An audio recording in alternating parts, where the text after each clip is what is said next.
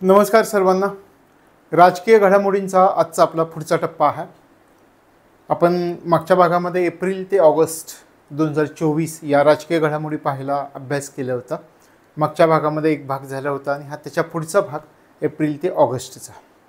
मग याच्यामध्ये आज आपण वेगवेगळ्या घटना पाहणार आहोत, काही प्रश्न पाहणार आहोत आणि त्यांची स्पष्टीकरणं समजावून घेणार आहोत आपल्या पूर्वपरीक्षेच्या दृष्टिकोनातून. लडाखमध्ये नवीन जिल्ह्यांची निर्मिती झाली. सुरुवातीला जर तुम्ही विचार केला तर लडाखमध्ये 2च जिल्हे होते. आता नवीन 5 जिल्ह्यांची निर्मिती लडाखमध्ये आपल्याला झालेली दिसून येते. म्हणून लडाखमधील सध्याची जिल्ह्यांची संख्या किती झाली तर 7 झालेली आहे. 26 ऑगस्ट 2024 मध्ये नवीन जिल्हे. आणि आपण म्हटलं की याच्या अगोदर लडाखमध्ये किती जिल्हे होते? 2च जिल्हे होते आणि आता नवीन 5 जिल्हे झांस्कर, नुब्रा, दास, चांगथांग आणि शाम हे नवीन 5 जिल्हे झाले. त्याच्यामुळे काय झालं, लडाखमध्ये जिल्ह्यांची एकूण संख्या 7 झालेली आहे. ही एक घटना लक्षात ठेवा की लडाखमधील एकूण जिल्ह्यांची संख्या 7 झाली. पूर्वी 2च जिल्हे होते. हे कधी झालं आहे? ऑगस्ट 2024 मध्ये झालेलं आहे. हे लक्षात ठेवायचं. त्याच्यानंतर पुढचा मुद्दा पाहूयात.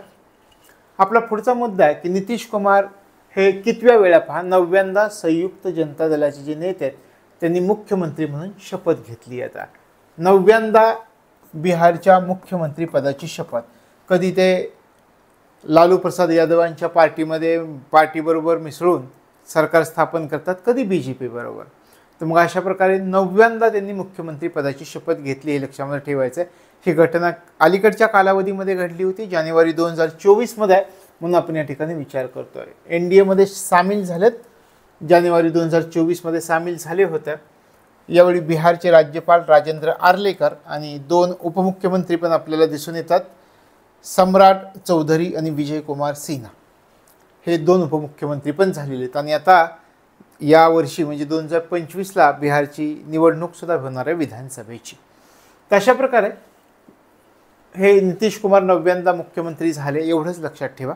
पुढे जाऊयात. आता हे या ठिकाणी हा प्रश्न आपण अभ्यासलेला होता. काय? समन्स आणि वॉरंट डिजिटल जारी करण्याची परवानगी देणारे भारतातले पहिले राज्य कोणते राज्य बनलंय?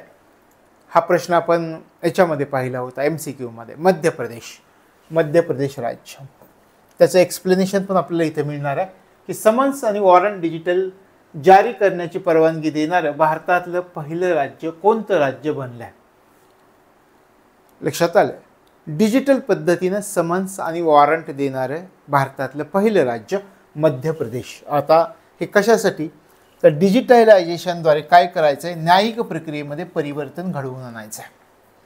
या उद्देशानं सर्वात प्रथम अशा प्रकारचा कारवाई किंवा अशा प्रकारची तरतूद कोणत्या राज्यामध्ये करण्यात आली की डिजिटल पद्धतीने समन्स आणि वॉरंट जारी करायचं आहे?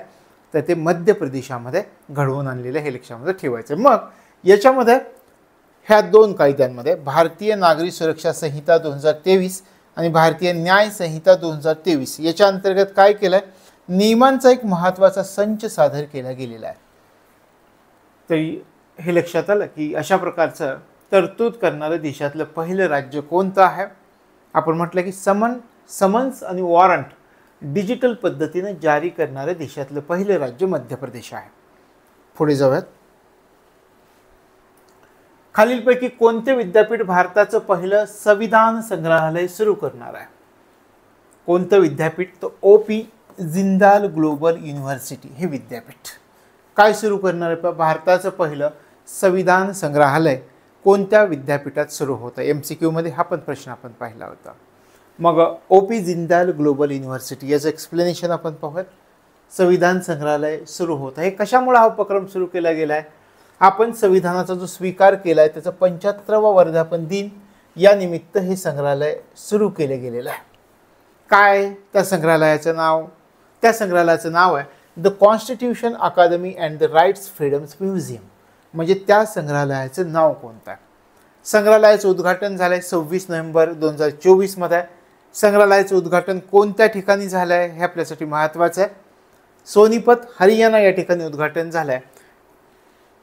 तशा प्रकारे हे आपण जो प्रश्न पाहिला तो तुमच्या लक्षात येईल की भारतातलं एक विद्यापीठ आहे आणि त्या विद्यापीठामध्ये भारताचं पहिलं संविधान संग्रहालय उभं करण्यात आलेलं आहे.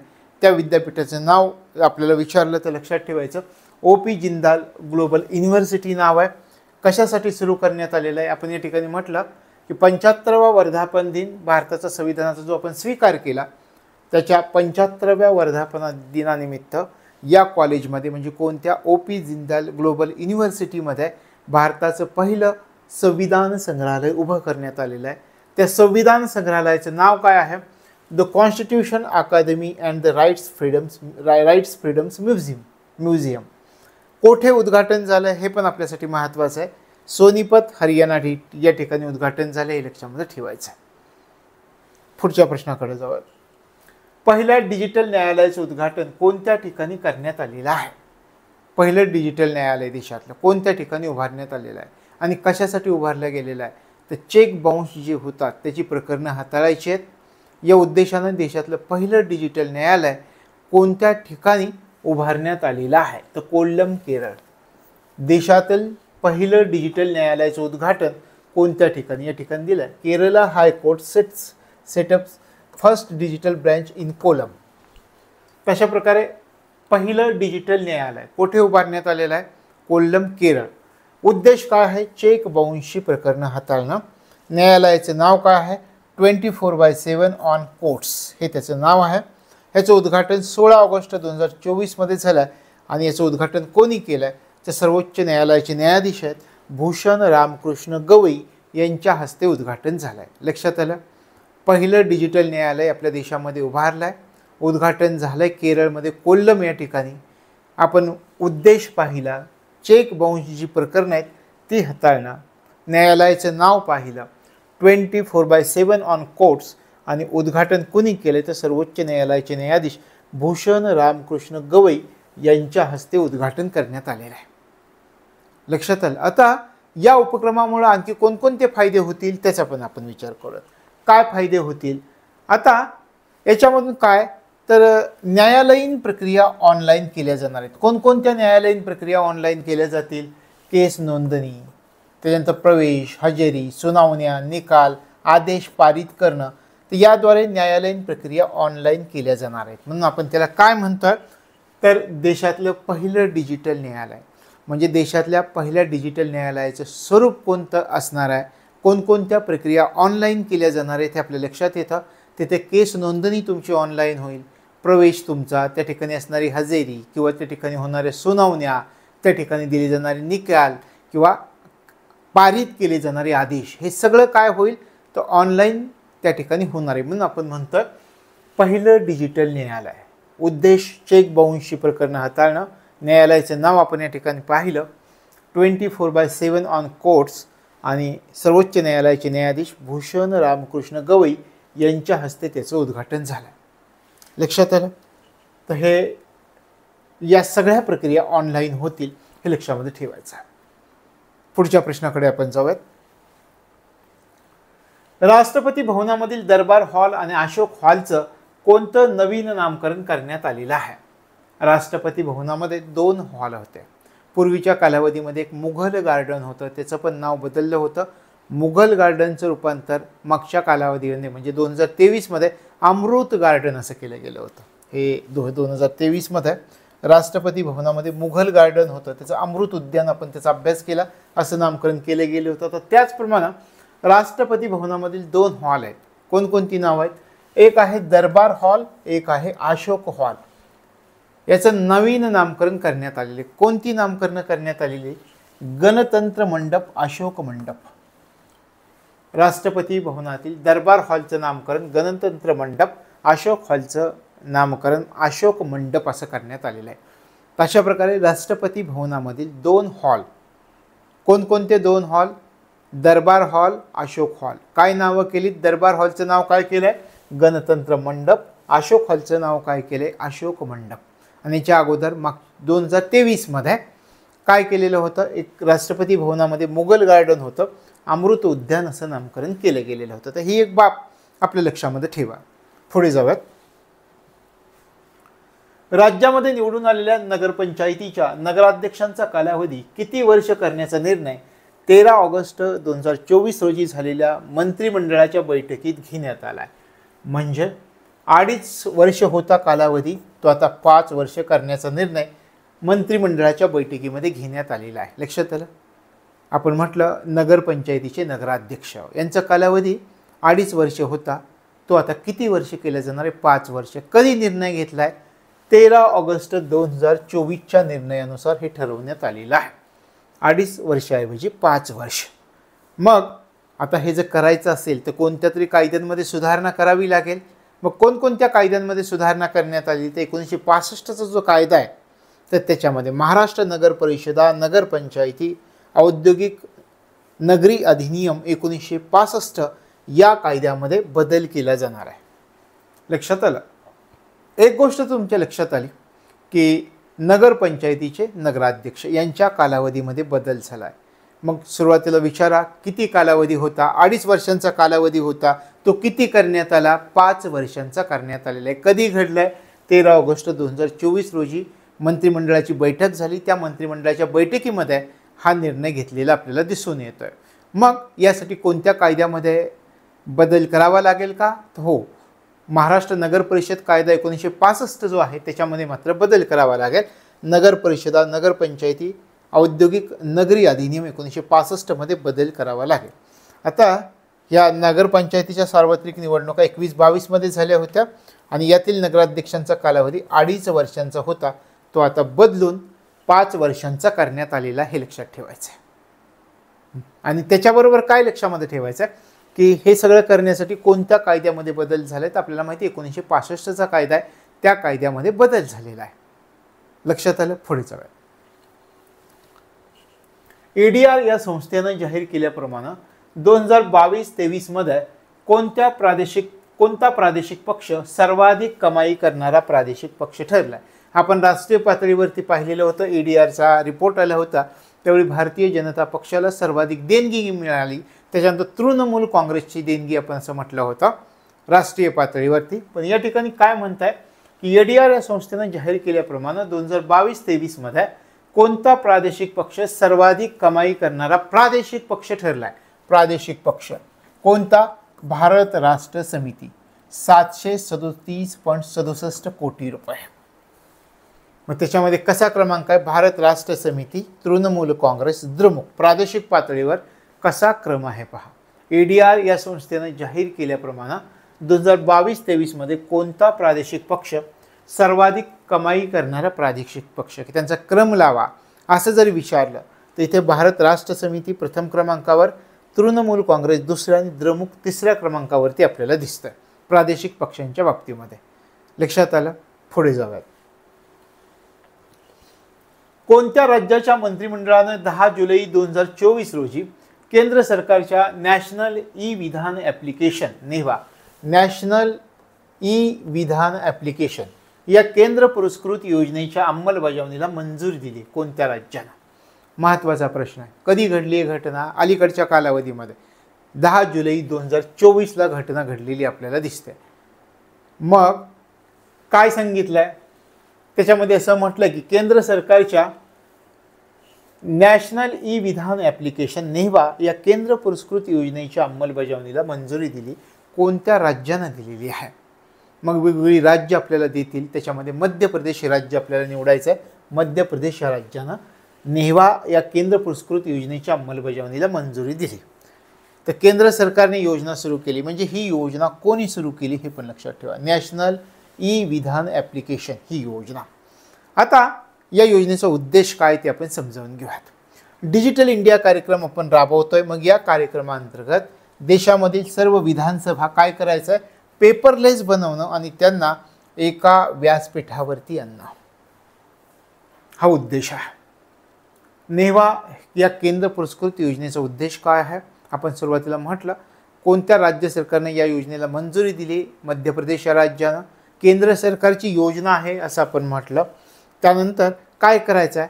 तर डिजिटल इंडिया कार्यक्रम जो आपण राबवतोय त्या कार्यक्रमांतर्गत देशामधल्या ज्या सर्व विधानसभा आहेत त्या विधानसभा आपल्याला पेपरलेस बनवायचं आहे. डिजिटल पद्धतीनं कामकाज चालवायचं आहे. मग त्यांना एका व्यासपीठावरती आणावं लागेल का? तर सगळ्या विधानसभांना एका व्यासपीठावरती आणावं लागेल पेपरलेस करण्यासाठी. मग त्यासाठी केंद्र सरकार एक योजना राबवते आहे. त्या योजनेचं नाव काय आहे? तर नेवा नॅशनल ई विधान ॲप्लिकेशन. लक्षात आलं. किती खर्च केला जाणार आहे योजनेच्या अंमलबजावणीसाठी?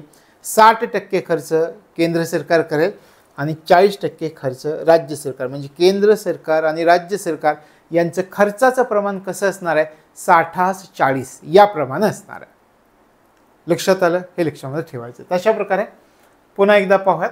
कोणत्या राज्याच्या मंत्रिमंडळानं 10 जुलै 2024ला केंद्र सरकारच्या नॅशनल ई विधान ॲप्लिकेशन या केंद्र पुरस्कृत योजनेच्या अंमलबजावणीला मंजुरी दिली? मध्य प्रदेश. नेवा योजनेचा उद्देश मी तुम्हाला सांगितला.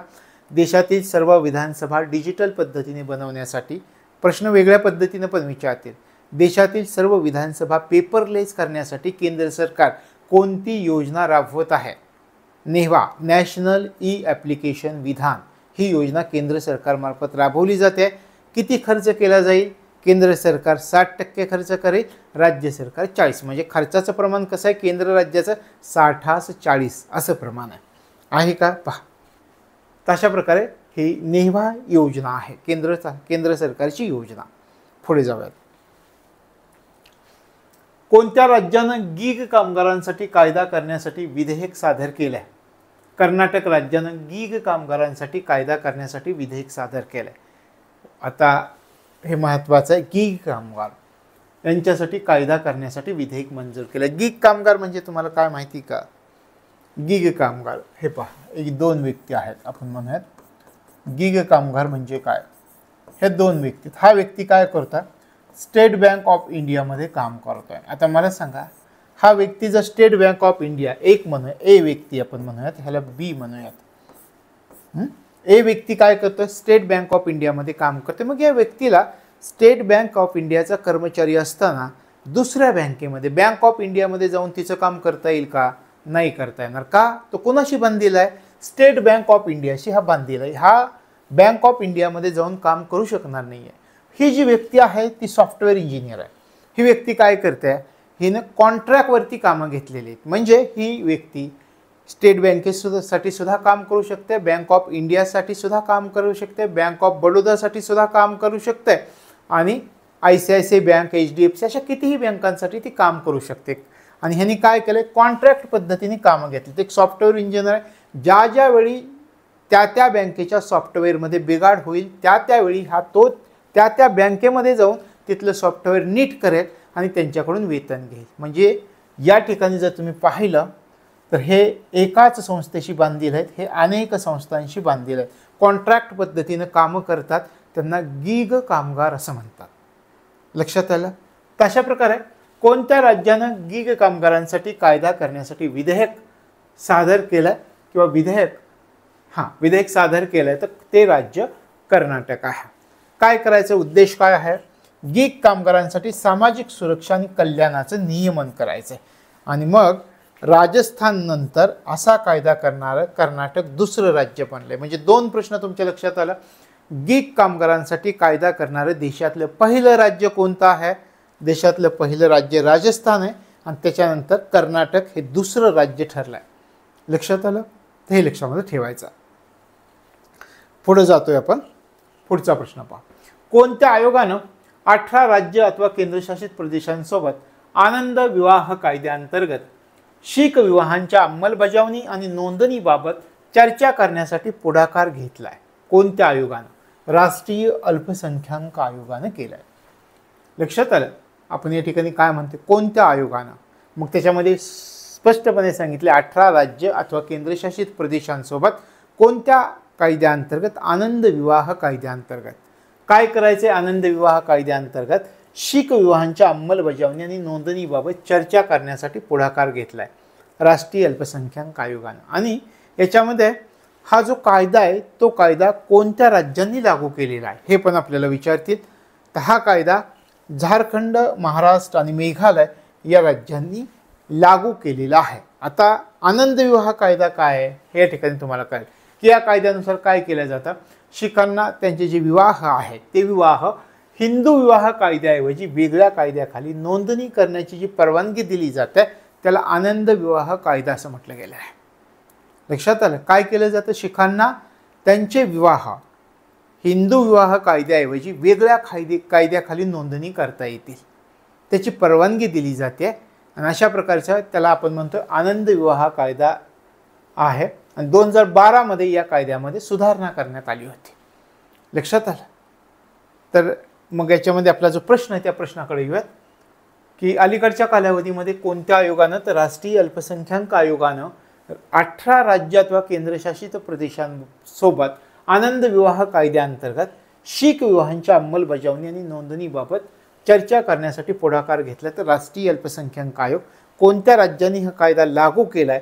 झारखंड, महाराष्ट्र आणि मेघालय या राज्यांनी हा कायदा लागू केलेला आहे. लक्षात आलं. आपण या ठिकाणी म्हटलं हा जो कायदा आहे या कायद्यामध्ये कधी सुधारणा झाली होती? 2012. मग शीखांना आता काय करता येणार आहे? त्यांचे विवाह जे अगोदर हिंदू विवाह कायद्याअंतर्गत केले जात होते तर त्याच्यापेक्षा वेगळ्या कायद्याखाली त्यांना नोंदणी करण्याची परवानगी दिली गेलेली. पुढच्या प्रश्नाकडे जाऊया. फौजदारी प्रक्रिया संहितेच्या CRPCच्या कोणत्या कलमानुसार मुस्लिम महिलांसाठी पोटगी मिळवण्याचा अधिकार आहे असा महत्त्वपूर्ण निकाल सर्वोच्च न्यायालयाने 10 जुलै 2024 रोजी दिलेला आहे? फौजदारी प्रक्रिया संहिता क्रिमिनल प्रोसिजर कोडनुसार कोणतं कलम आहे की त्या कलमानुसार आता मुस्लिम महिलांना सुद्धा पोटगी मिळण्याचा अधिकार आहे असं सर्वोच्च न्यायालयाने सांगितलं आहे? कधी सांगितलं आहे? 10 जुलै 2024 रोजी असा निर्णय दिला आहे. कोणतं कलम आहे? कलम 125 लक्षामध्ये ठेवा. फौजदारी प्रक्रिया संहितेच्या कलम 125 नुसार कुणाला मुस्लिम महिलांना सुद्धा पोटगी मिळवण्याचा अधिकार आहे असा महत्त्वपूर्ण निकाल सर्वोच्च न्यायालयानं 10 जुलै 2024ला दिला.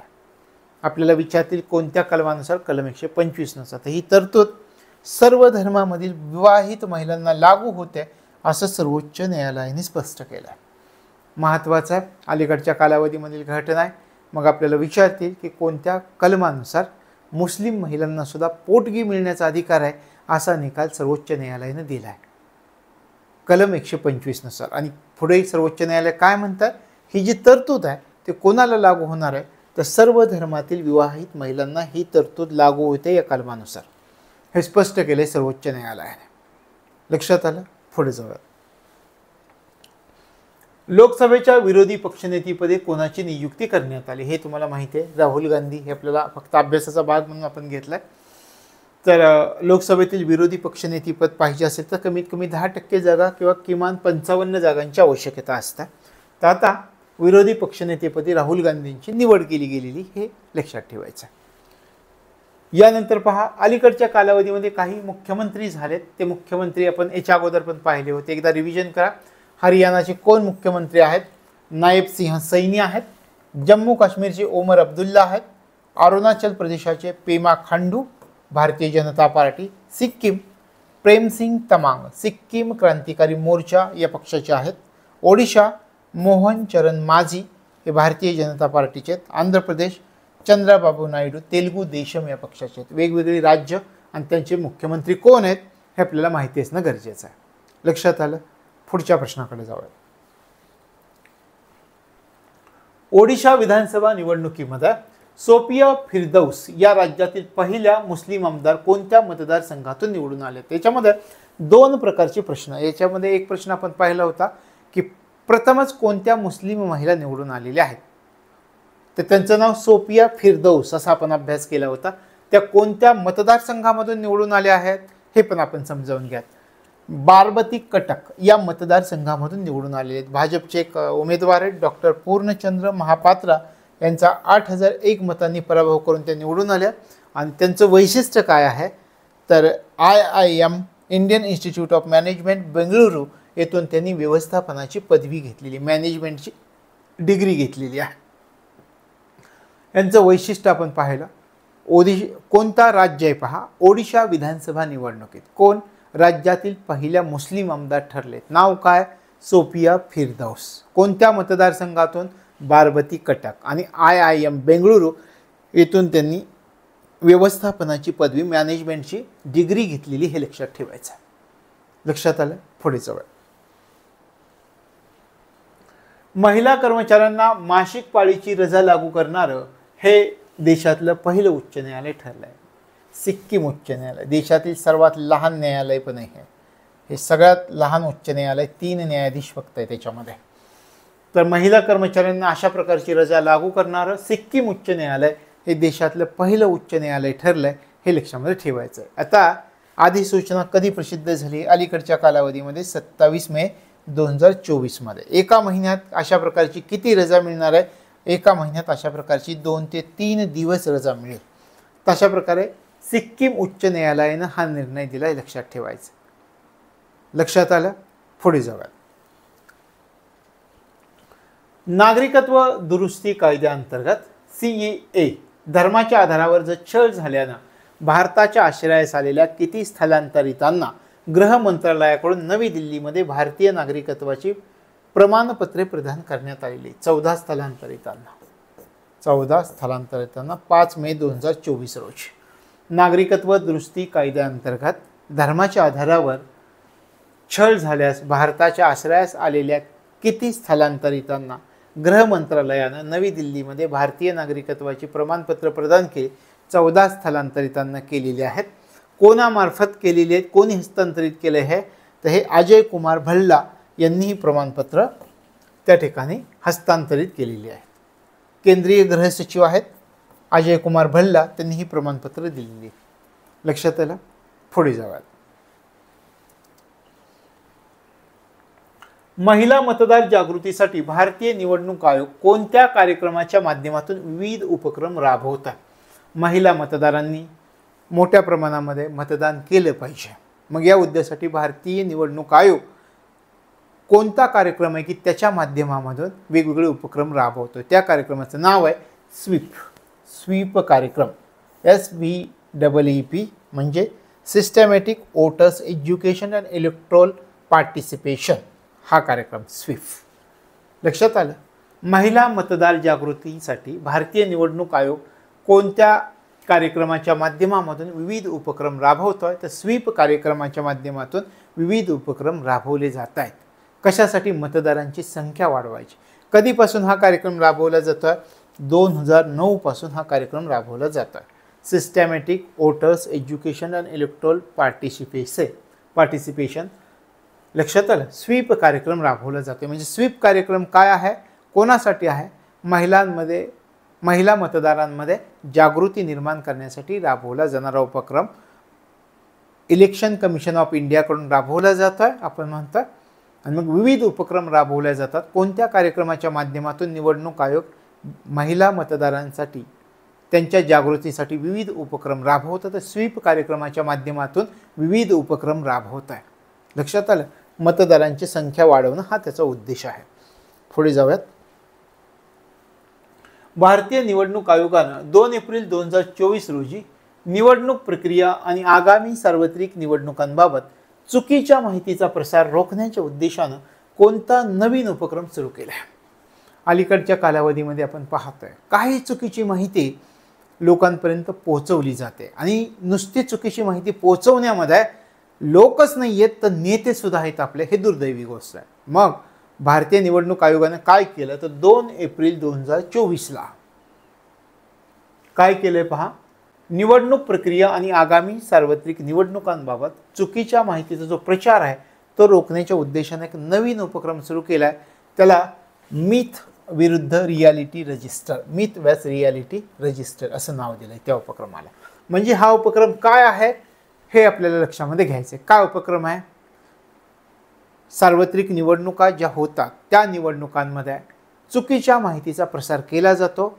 मग सार्वत्रिक निवडणुकांमध्ये चुकीच्या माहितीचा जो प्रसार होतो तो प्रसार रोखण्याच्या उद्देशानं निवडणूक आयोगाने एक नवीन उपक्रम सुरू केला आहे. त्याचं नाव आहे मिथ विरुद्ध रियालिटी रजिस्टर. हे लक्षात. म्हणजे हा उपक्रम काय केलं जाईल? तर तथ्य आणि खोटेपणा यांच्यात फरक करण्यासाठी एक विश्वासार्ह संसाधन म्हणून काम केले जाणार आहे. सार्वत्रिक निवडणुकांमध्ये चुकीच्या माहितीचा प्रसार रोखायचा आहे त्याच्या उद्देशानं सुरू केलेला उपक्रम निवडणूक आयोगाने मिथ विरुद्ध रियालिटी रजिस्टर हा उपक्रम सुरू केला आहे. आपण म्हटलं मग त्यातलं खरं काय खोटं काय यांच्यातील फरक करण्यासाठी एक विश्वासार्ह संसाधन म्हणून हा उपक्रम काम करणार आहे. लक्षात आलं? पुढे जाऊया. 2024च्या लोकसभा निवडणुकीत तरुणांना मतदान करण्याचे आवाहन करण्यासाठी भारतीय निवडणूक आयोगाने कोणत्या अभिनेत्याची निवड केली होती? आयुष्मान खुरानाची निवड केली होती. हे पण पाहिलं होतं याच्या अगोदर पण. 2024च्या लोकसभा निवडणुकीमध्ये तरुणांना मतदान करण्याचं आवाहन करण्यासाठी भारतीय निवडणूक आयोगानं कोणत्या अभिनेत्याची निवड केली होती? तर आयुष्मान खुरानाची निवड केली होती. लक्षात आहे. पुढे जाऊया. 18 ते 20 मार्च 2024 दरम्यान तिसरी लोकशाही परिषद कोणत्या ठिकाणी पार पडली? तिसरी लोकशाही परिषद कोणत्या कालावधीमध्ये? 18 ते 20 मार्च 2024 मध्ये सेऊल, दक्षिण कोरिया या ठिकाणी पार पडले. आता याच्यामध्ये ही जी आपण म्हणतोय तिसरी लोकशाही परिषद, याच्यामध्ये कोणत्या उद्देशाने ही तिसरी लोकशाही परिषद झालेली? तर याच्यावरती आपल्याला चर्चा करायची, वेगवेगळ्या मार्गांवरती चर्चा करायची. कोणत्या मार्गांवरती? लोकशाही मागं पडणं, त्याचे अधिकार स्वातंत्र्य नष्ट होणं, आणि मग हे जर थांबवायचं असेल तर त्याच्या मार्गावर चर्चा करण्यासाठी ही लोकशाही परिषद दक्षिण कोरियामधील सेऊल या ठिकाणी पार पडली. कधी पार पडली आहे? 18 ते 20 मार्च 2024 मध्ये. आता ही लोकशाही परिषद जी आहे यासाठी कोणी पुढाकार घेतलेला होता? आता अमेरिकेचे जे राष्ट्राध्यक्ष होते जो बायडन, कारण आता डोनाल्ड ट्रम्प झालेले आहेत, तर जो बायडन यांनी हा पुढाकार घेतलेला होता. आणि परिषदेची थीम काय होती पहा? भविष्यातील पिढ्यांसाठी लोकशाही ही भविष्यामधील थीम आहे. म्हणजे तिसरी लोकशाही परिषद याची थीम कोणती आहे होती हे जर आपल्याला विचारलं तर भविष्यातील पिढ्यांसाठी लोकशाही, डेमोक्रेसी फॉर फ्युचर जनरेशन्स ही त्याची थीम आहे. पहिली परिषद 2021 मध्ये झाली होती. ही दुसरी परिषद 2023 मध्ये पार पडलेली, आणि ही तिसरी परिषद 18 ते 20 मार्च 2024च्या दरम्यान कोठे? दक्षिण कोरियामधील सेऊल या ठिकाणी पार पडली हे मी तुम्हाला सांगितलं. आणि मग या लोकशाही परिषदेचं उद्दिष्ट काय मी तुम्हाला सांगितलं? वेगवेगळ्या मार्गावरती चर्चा करायची. का? अलीकडच्या कालावधीमध्ये आपण पाहतो लोकशाहीच्या दृष्टिकोनातून हुकुमशाही उदयाला येताना दिसते. मग लोकशाही मागे पडते, तिचे अधिकार, त्याचे स्वातंत्र्य नष्ट होतं एका लोकांचं, आणि हे कसं थांबवता येईल याच्या मार्गावरती चर्चा करायची. मग याच्यामध्ये कोणी पुढाकार घेतलेला होता? सगळ्या जगामध्ये ज्या व्यक्तीने युद्ध भडकावली, जो बायडन यांनीच या परिषदेमध्ये पुढाकार घेतला आहे. परिषदेची थीम कोणती होती? काय करायचं आहे? भविष्यातील पिढ्यांसाठी लोकशाही, डेमोक्रेसी फॉर फ्युचर जनरेशन्स. तशा प्रकारे मग पहिली परिषद 2021ला झाली होती, दुसरी परिषद 2023 मध्ये, आणि तिसरी परिषद 2024 मध्ये दक्षिण कोरियामधील सेऊल या ठिकाणी. लक्षात आलं. पुढे जाऊया.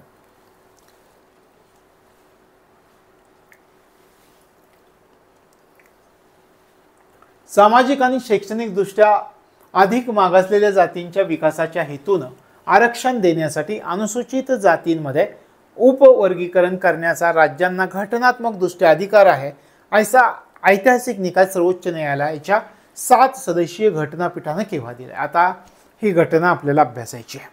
ॲक्च्युली सर्वोच्च न्यायालय काय काय म्हटलंय? हा प्रश्न पूर्व परीक्षेसाठी सुद्धा महत्त्वाचा आहे, आणि हाच प्रश्न आपल्याला मुख्य परीक्षेसाठी सुद्धा महत्त्वाचा आहे. अगोदर पूर्व परीक्षेसाठी कसा महत्त्वाचा त्याचा विचार करूयात. काय म्हटलंय पहा?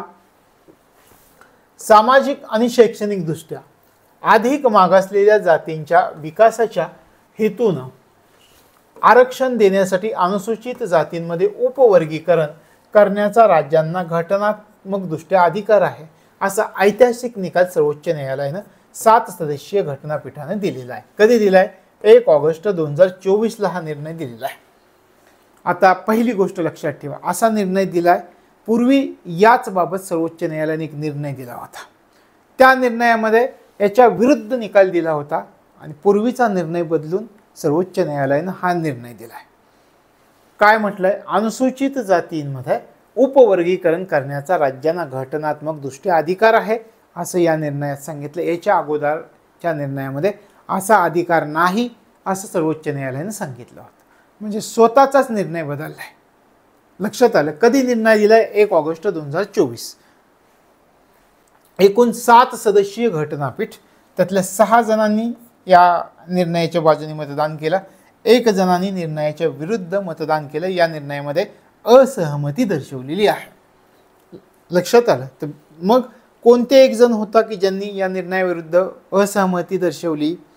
न्यायमूर्ती बेला त्रिवेदी यांनी या निकालाला असहमती दर्शवलेली. खटल्याचं नाव काय होतं? पंजाब राज्य आणि इतर विरुद्ध दविंदर सिंग आणि इतर, हे खटल्याचं नाव आहे. लक्षात आलं? आता एक एक गोष्ट आपण समजावून घेऊयात. कोणत्या हेतून आरक्षण द्यायचं आहे आणि तो राज्यांना अधिकार आहे असं सर्वोच्च न्यायालय म्हणताय. सर्वोच्च न्यायालय म्हणताय सामाजिक आणि शैक्षणिकदृष्ट्या अधिक मागासलेल्या ज्या जाती आहेत त्यांचा आपल्याला विकास करायचा आहे. मग या जातींच्या विकासाच्या हेतूनं आरक्षण द्यायचं असेल आणि त्या आरक्षणासाठी अनुसूचित जातींमध्ये उपवर्गीकरण करायचं असेल. उपवर्गीकरण म्हणजे काय? उपवर्गीकरण म्हणजे जातीचं जे वर्गीकरण केलंय त्यात आणखी वर्गीकरण करणं, त्याला आपण उपवर्गीकरण असं म्हणतात. मग हे उपवर्गीकरण करण्याचा अधिकार राज्यांना आहे आणि तो अधिकार राज्यांना घटनात्मकदृष्ट्या आहे असा निकाल सर्वोच्च न्यायालयाने दिलाय. कधी दिलाय? आपण म्हटलं 1 ऑगस्ट 2024. 7 सदस्यांच्या आपण 7 सदस्यीय घटनापीठाने निर्णय दिला असं म्हणतोय. 6 जणांनी या निर्णयाला सहमती दर्शवली, 1 जणांनी असहमती दर्शवली. 7 पैकी ज्या 1 जणांनी असहमती दर्शवली त्यांचं नाव आहे न्यायमूर्ती बेला त्रिवेदी यांनी या निकालाला असहमती दर्शवलेली. खटल्याचं नाव मी तुम्हाला सांगितलं, पंजाब राज्य आणि इतर विरुद्ध दविंदर सिंग आणि इतर, हे खटल्याचं नाव आहे. लक्षात आलं? आता एक एक गोष्ट आपण समजावून घेऊयात. हे 7 जण आहेत. 7 सदस्यीय घटनापीठ कोणकोणतं होतं? धनंजय चंद्रचूड, भूषण गवई, विक्रम नाथ, बेला एम त्रिवेदी, पंकज मिथल, मनोज मिश्रा, सतीश चंद्र शर्मा यांनी अनुकूल दिलंय मत. भूषण गवईंनी अनुकूल सहमती दर्शवली, विक्रमनाथांनी अनुकूल सहमती दर्शवली, यांनी असहमती दर्शवली या निकालावर. पंकज मित्तल यांनी अनुकूल सहमती आहे, मनोज मिश्रा अनुकूल सहमती, सतीश चंद्र शर्मा अनुकूल सहमती. म्हणजे 6 जणांनी सहमती दर्शवली या निर्णयाला, 1 जणांनी असहमती दर्शवली, त्यांचं नाव आहे बेला एम त्रिवेदी. लक्षात आलं? पुन्हा एकदा घटना समजावून घ्या. घटनेमध्ये आपण काय म्हटलंय पहा, अनुसूचित जातीमध्ये उपवर्गीकरण करण्याचा राज्यांना घटनात्मक दृष्ट्या अधिकार आहे असं सर्वोच्च न्यायालयाने मत दिलंय. अनुसूचित जातींमध्ये उपवर्गीकरण करायला. ठीक आहे. मग ह्या 7 जणांनी निर्णय दिला. त्या 7 पैकी 6 जणांचा आपण विचार केला, अनुकूल सहमती दर्शवली. 1 जण आहे त्यांनी असहमती दर्शवली, त्यांचं नाव पण आपण पाहिलं बेला एम त्रिवेदी. चला, सर्वोच्च न्यायालयाचा आधीचा कोणता निकाल रद्द ठरवला? आता सर्वोच्च न्यायालय काय म्हणतंय? अनुसूचित जातींमध्ये उपवर्गीकरण करायचं आहे तर असं उपवर्गीकरण करायला राज्यांना घटनात्मक दृष्ट्या अधिकार आहे. मग आधीच्या निकालात सर्वोच्च न्यायालयाने काय म्हटलं होतं? 2004चा एक निकाल होता, EV चिन्नैया विरुद्ध आंध्र प्रदेश. म्हणजे मग सर्वोच्च न्यायालयाने आधीचा कोणता निकाल रद्द ठरवला? तर आधीचा 2004चा EV चिन्नैया विरुद्ध आंध्र प्रदेश सरकार या खटल्यातील आधीचा निकाल रद्द केला आहे. त्या निकालामध्ये काय म्हटलं होतं सर्वोच्च न्यायालयाने? त्याच्यामध्ये म्हटलं होतं की मागासवर्गीयांची यादी तयार करण्याचा अधिकार देणाऱ्या राज्यघटनेच्या कलम 341च्या विरुद्ध आहे. म्हणजे राज्यांना असा अधिकार नाही आहे. मागासवर्गीयांची यादी तयार करण्याचा अधिकार राज्यांना नाही आहे, ते कलम 341च्या विरुद्ध आहे असा अगोदरचा निर्णय सर्वोच्च न्यायालयानं दिलेला होता. आता सर्वोच्च न्यायालय काय म्हणताय?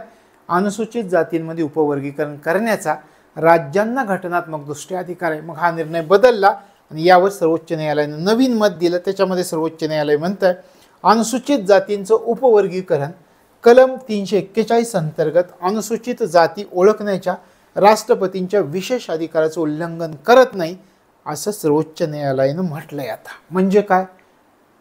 आता असं वर्गीकरण करण्याचा राज्यांना अधिकार आहे. अगोदरच्या निकालात 2004च्या निकालात आपण म्हणता जो निकाल दिला होता त्याच्यामध्ये सांगितलेलं होतं की राज्य जे असं करतायत, उपवर्गीकरण करण्याचा प्रयत्न करतात, ते कलम 341च्या विरुद्ध आहे असा पहिल्यांदा निकाल दिला. आणि आत्ता निकाल काय दिलाय? असं उपवर्गीकरण राज्य करू शकतात. दोन्ही घटना लक्षात आलं तर असा ऐतिहासिक निकाल सर्वोच्च न्यायालयाने दिलाय.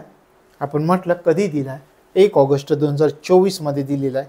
7 सदस्यीय घटनापीठांना दिला 6 सदस्य अनुकूल होते, 1 सदस्याने असहमती दर्शवली. त्यांचं नाव आपण पाहिलं, बेला एम त्रिवेदी आहे, हे लक्षात आलं. चला, हे लक्षात आलं. मग त्याच्यामध्ये आपण म्हटल्याप्रमाणे की अगोदरचा कोणता निकाल रद्द केला ते पण आपण पाहिलं.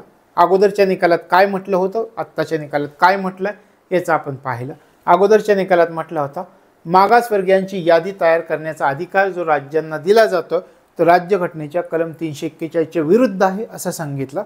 आत्ताच्या निकालात म्हटलंय की अनुसूचित जातींचं उपवर्गीकरण कलम 341 अंतर्गत अनुसूचित जाती ओळखण्याच्या राष्ट्रपतींच्या विशेष अधिकारांचं उल्लंघन करत नाहीये असं म्हटलं. म्हणजे राज्यांना आता उपवर्गीकरण करण्याचा अधिकार आहे असा निर्णय दिलाय.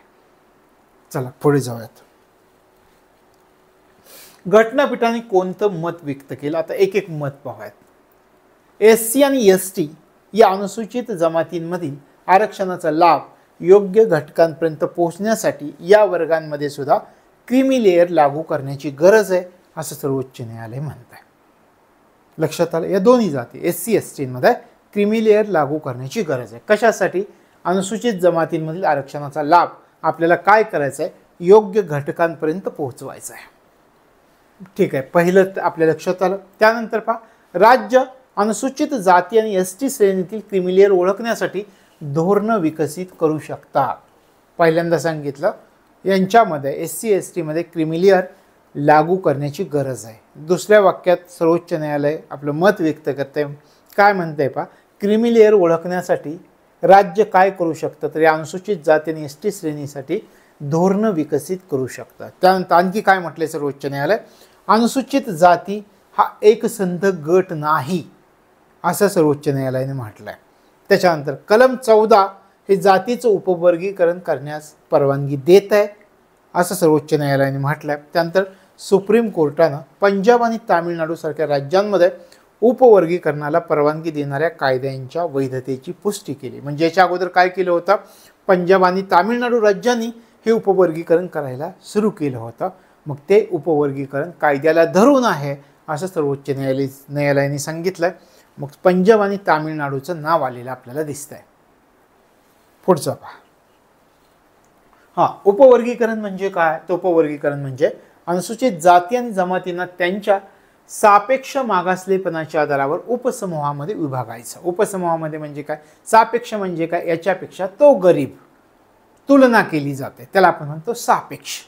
मग अशा प्रकारे काय करायचं, ज्याला खरी आरक्षणाची गरज आहे त्यांना त्यांचं सापेक्ष मागासलेपण आहे त्या आधारावर उपसमूहामध्ये विभागायचं, त्याला उपवर्गीकरण म्हणायचं. लक्षात आलं, तर हे लक्षामध्ये ठेवायचं आहे. निकालामधील काय ठळक मुद्दे होते, SC मधील कोणत्याही एका जातीला 100% राखीव जागा देता येणार नाहीत हे सर्वोच्च न्यायालयाने म्हटलंय. शासकीय सेवांमध्ये उपश्रेणींचं प्रतिनिधित्व दाखवणारी आकडेवारी आवश्यक असणार आहे. अनुसूचित जाती हा एकसंध गट नाही तर ते वर्गामध्ये विभागले जाऊ शकतात असं सर्वोच्च न्यायालयाने खटल्यामध्ये सांगितलं. आणि राज्यघटनेच्या कलम 14 समान नसलेल्या वर्गाच्या उपवर्गीकरणाला परवानगी देत आहे हे सांगितलं. म्हणजे कलम 341 आणि कलम 14चा उल्लेख सर्वोच्च न्यायालयाने या ठिकाणी पुन्हा पुन्हा केला आहे, हे लक्षामध्ये ठेवायचं आहे. त्यानंतर SC हा सामाजिकदृष्ट्या विषम वर्ग असल्याचं ऐतिहासिक आणि अनुभवजन्य पुराव्यावरून दिसून येत आहे असं सर्वोच्च न्यायालय म्हणतात. आरक्षण फक्त पहिल्या पिढीसाठीच असावं असं सर्वोच्च न्यायालय म्हणत आहे. काय काय मुद्दे विधानामध्ये विचारले ते आपल्याला माहिती पाहिजेत. आणि उपवर्गीकरण करण्याचा राज्यांचा अधिकार हा न्यायिक पुनरावलोकनाच्या अधीन आहे, हे अशी स्पष्ट मतं सर्वोच्च न्यायालयानं याच्यामध्ये व्यक्त केलेली आहे. लक्षात आलं. आणि उद्देश काय आहेत, याचा उद्देश आहे आरक्षणाचे फायदे अनुसूचित जाती आणि अनुसूचित जमातींच्या सर्वात वंचित आणि बहिष्कृत गटांपर्यंत पोहोचतील याची खात्री करणं हा उद्देश आहे उपवर्गीकरणाचा. म्हणजे उपवर्गीकरणाचा प्रमुख उद्देश काय आहे तर हा आहे. लक्षात आलं. आरक्षणाचे फायदे अनुसूचित जाती आणि जमातीच्या सर्वात वंचित आणि बहिष्कृत गटांपर्यंत पोहोचले पाहिजेत. आता याच्याशी संबंधित घटनेमध्ये कोणत्या घटनात्मक तरतुदी आहेत, कोणत्या कलमामध्ये आहेत आणि काय आहेत. कलम 16(4) काय सांगताय, कलम 15(4) मध्ये काय आहे आणि कलम 342 काय आहे. कलम 16(4) काय सांगितलंय, या कलमानुसार राज्यसेवांमध्ये अपुरे प्रतिनिधित्व असलेल्या जे मागासवर्गीय आहेत त्या मागासवर्गीयांसाठी आरक्षणास परवानगी मिळते असं कलम 16(4) मध्ये सांगितलंय. याच्याशी संबंधित घटनात्मक तरतुदी कोणकोणत्या कलमांमध्ये आहेत याचा आपण विचार करतोय. कलम 16(4) राज्यसेवांमध्ये अपूर्व प्रतिनिधित्व असलेल्या मागासवर्गीयांसाठी आरक्षणास परवानगी मिळते असं कलम 16(4) मध्ये सांगितलंय. कलम 15(4) मध्ये राज्याला अनुसूचित जाती आणि अनुसूचित जमाती यासारख्या सामाजिक आणि शैक्षणिकदृष्ट्या मागासलेल्या घटकांच्या हितसंबंध आणि कल्याणासाठी विशेष व्यवस्था करण्याचा अधिकार आहे. हे कुठे सांगितले, कलम 15(4). म्हणजे राज्य काय करू शकतं, विशेष व्यवस्था करू शकतं. कशासंबंधी विशेष व्यवस्था करू शकतं, अनुसूचित जाती आणि जमाती यासारख्या काही यांना जर सामाजिक आणि शैक्षणिकदृष्ट्या मागासलेले जे घटक असतील त्यांच्यामध्ये, तर त्यांचे हितसंबंध आणि त्यांच्या कल्याणासाठी विशेष व्यवस्था करण्याचे अधिकार राज्याला आहेत असं कलम 15(4) मध्ये सांगितले. कलम 342 मध्ये काय सांगितलंय, या कलमानुसार सामाजिक आणि आर्थिकदृष्ट्या मागासलेले जे वर्ग आहेत त्या वर्गांची यादी बनवण्यासाठी राज्यांना लवचिकता प्रदान केली जाते असं घटनेत सांगितलं. म्हणजे त्याच्या संबंधी जर कलम आपल्याला विचारली तर ही कलम आहेत आणि आपला अभ्यास असणं या कलमांविषयी गरजेचंच आहे मुख्य परीक्षेच्या दृष्टिकोनातून आणि पूर्व परीक्षेस, म्हणजे घटना पूर्णपणे आपल्या लक्षात येते. आता याच्यामध्ये सुरुवातीचा आपला प्रश्न पाहूयात आणि मग मुख्य परीक्षेसाठी कसा प्रश्न विचारतील त्याचाही आपण विचार करूयात. हा आहे आपला मुख्य प्रश्न. सामाजिक आणि शैक्षणिकदृष्ट्या अधिक मागासलेल्या जातींच्या विकासाच्या हेतून आरक्षण देण्यासाठी अनुसूचित जातींमध्ये उपवर्गीकरण करण्याचा राज्यांना घटनात्मकदृष्ट्या अधिकार आहे असा ऐतिहासिक निर्णय 1 ऑगस्ट 2024ला दिला आहे. 6-1 अशा बहुमतानं त्यातल्या 1 जणांनी या निकालाला असहमती दर्शवली. आपण म्हटलं न्यायमूर्ती बेला त्रिवेदी, खटल्याचं नाव पंजाब राज्य आणि इतर विरुद्ध दविंदर सिंग आणि इतर असं त्याचं नाव आहे. हे 7 आपण पाहिलं, यांनी असहमती दर्शवली असं आपण म्हटलं. आणि हे सुरुवातीचा निकाल कलम 341 काय आहे, तर मागासवर्गीयांची यादी तयार करण्याचा अधिकार कलम 341 आहे. आपण सुरुवातीला राज्यांना हा अधिकार नाही असं सर्वोच्च न्यायालय म्हणत आहे आणि पुढे हा अधिकार राज्यांना आहे आणि या अधिकारामुळे राष्ट्रपतींच्या विशेष अधिकाराचं उल्लंघन होत नाहीये असं सर्वोच्च न्यायालयाने आत्ताच्या निकालात स्पष्ट केलं आहे. लक्षात आलं. तर अशा प्रकारचे आता याच्यावरती मुख्य परीक्षेला कसा प्रश्न विचारतील त्याचा आपण विचार करूयात. एक आपण आता सिरीज चालू करणार आहोत.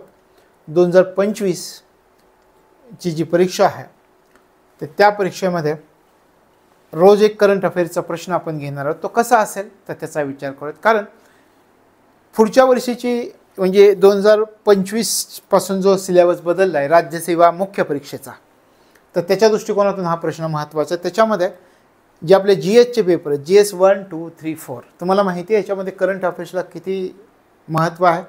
400 मार्काचं करंट अफेअर्स विचारलं जाईल 1000 मार्काच्या पेपरमध्ये.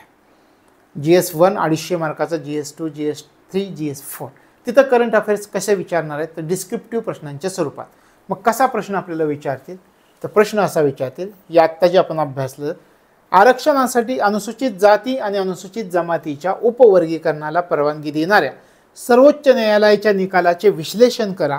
भारतातील सामाजिक न्यायासाठी त्याचे संभाव्य परिणाम काय असतील. अशा प्रकारचे प्रश्न आपल्याला राज्यसभेच्या मुख्य परीक्षेसाठी विचारतील. मग आपण 15 तारखेपासून असा एक रोज एक प्रश्न, त्याचं उत्तर, त्याचं विश्लेषण अशी एक वेगळी सिरीज पण चालू करणार आहोत. तर जे राज्यसेवेचे विद्यार्थी आहेत त्यांच्यापर्यंत हे तुम्हाला जर पोहोचवता आलं तर पोहोचवा. आणि हे करंट अफेअर्स आपलं जे आहे पूर्व परीक्षेच्या दृष्टिकोनातून आज आत्ता आपण अभ्यासलं तर ते चालूच राहणार आहे. तर या ठिकाणी आजचं आपलं हे लेक्चर संपलं आणि राजकीय घडामोडी या ठिकाणी आपल्या संपलेल्या आहेत. जवळजवळ एप्रिल ते ऑगस्टच्या दरम्यान जेवढ्या महत्त्वाच्या राजकीय घडामोडी होत्या ते सगळ्या आपण घेतल्या. आता पुढच्या भागामध्ये आपण आर्थिक घडामोडींकडे बोलतो. तर एप्रिल ते ऑगस्टच्या दरम्यान ज्या ज्या आर्थिक घडामोडी झालेल्या आहेत त्या सगळ्यांचा अभ्यास आपण करणार आहोत. या ठिकाणी आपण थांबतो. भेटूयात पुढच्या भागामध्ये. तोपर्यंत तुम्हाला तुमच्या अभ्यासासाठी मनापासून शुभेच्छा.